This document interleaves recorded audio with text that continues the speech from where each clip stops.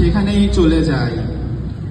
কিন্তু এখানে এসে তো দেখছি এখানে কোনো রহস্য নেই, এখানে সব কচি কাচাদের আসর।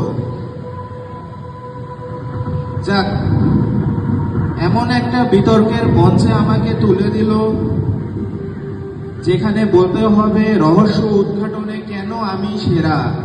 কিন্তু ভাই, আমি তো ব্যোমকেশ, ফেলুদা এদের মতন কোনো পেশাদার গোয়েন্দা না।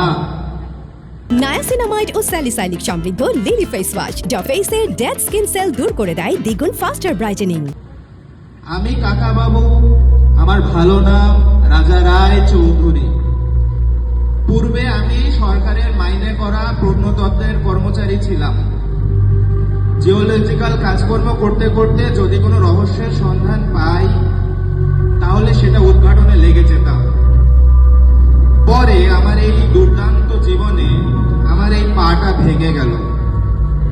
পা ভাঙার কথা আমি জীবিত অবস্থায় কাউকে বলে বেড়াইনি, সবাইকে বলতাম আফগানিস্তানের একটা মিশন করতে যেয়ে গাড়ির দুর্ঘটনায় আমার এই পা হারিয়ে ফেলেছি। কিন্তু আজকে যেহেতু সত্য উন্মোচন করতে এসেছি, সত্যটা সবাইকে জানিয়ে যাই। মধ্যপ্রদেশে একটা মিশনে আমার বন্ধু কমলকে বাঁচাতে আমি আমার এই পাটা হারিয়ে ফেলি। তারপর থেকেই আমি রিটায়ারমেন্টে চলে যাই এবং সারাদিন আমার লাইব্রেরিতে কাটে। সারাদিন আমার বইপত্র পড়তে পড়তেই জীবন চলে যায়। এই বইপত্র পড়ার মাঝের লাইফেও আমার হঠাৎ হঠাৎ আমি দেখি কিছু কিছু অ্যাডভেঞ্চার না চাইতেও সামনে চলে আসে। তোমরা অনেকেই মিশর রহস্যের নাম শুনে থাকবে, সেখান থেকেই বাঙালি আসলে বর্তমানে আমাকে চিনতে শুরু করে। কারণ মিশর রহস্য নিয়ে যখন সিনেমা বানানো হলো, তোমাদের মতন কচিকাচারা আমাকে চিনে ফেললো। তারপর থেকেই আমার বই পড়া শুরু হলো। তবে যাদের আমার মতন বই পড়ার বাতিক, তারা আগে থেকেই আমাকে চেনে অবশ্য। আমার এই জীবনে একটা বড় অংশ জুড়ে রয়েছে আমার ভাইপো সন্তু, যাকে ছাড়া আমি কোনো মিশনে যেতে পারি না। এই একটা বাচ্চাকে আমি সব কিছুর জন্য নির্ভর করতে পারি ওর উপরে। এতে আমার কোনো লজ্জা নেই। ও যেমন আমাকে ভালোবাসে, আমিও তেমন ওকে জীবন দিয়ে ভালোবাসি। আসলে দেখুন, প্রথমেই তো বললাম আমি কোনো পেশাদার গোয়েন্দা না। সেই কারণে এরকম কোনো চোর ডাকাত ধরা বা খুনি ধরা আমার কাজ না। কিন্তু কোথাও অনিয়ম দেখলে, কোথাও দুর্নীতি দেখলে সেখানেই আমি ঝাঁপায় পড়ি। আসলে যারা আমার বইগুলো পড়বে তারা দেখতে পারবে আমি এই ক্রাচে ভর দিয়েই পুরো পৃথিবী দাপিয়ে বেড়াই।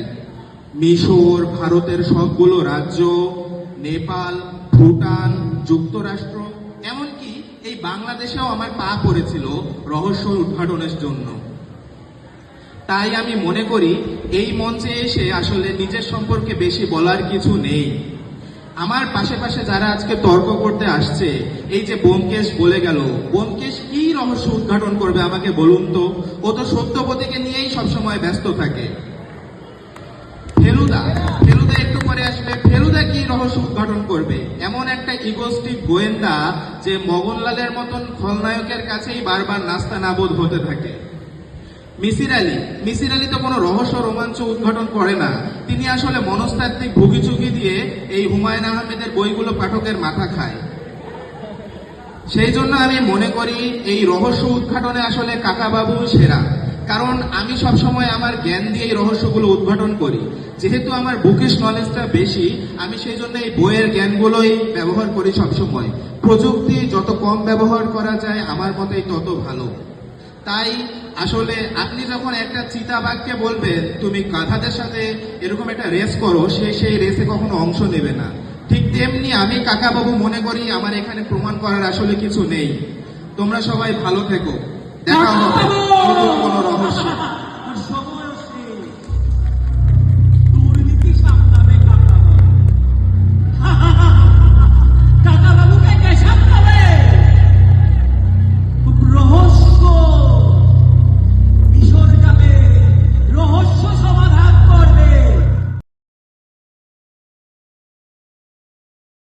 নায়াসিনামাইড ও স্যালিসাইলিক সমৃদ্ধ লিলি ফেস ওয়াশ যা ফেসের ডেড স্কিন সেল দূর করে দেয় দ্বিগুণ ফাস্টার ব্রাইটেনিং।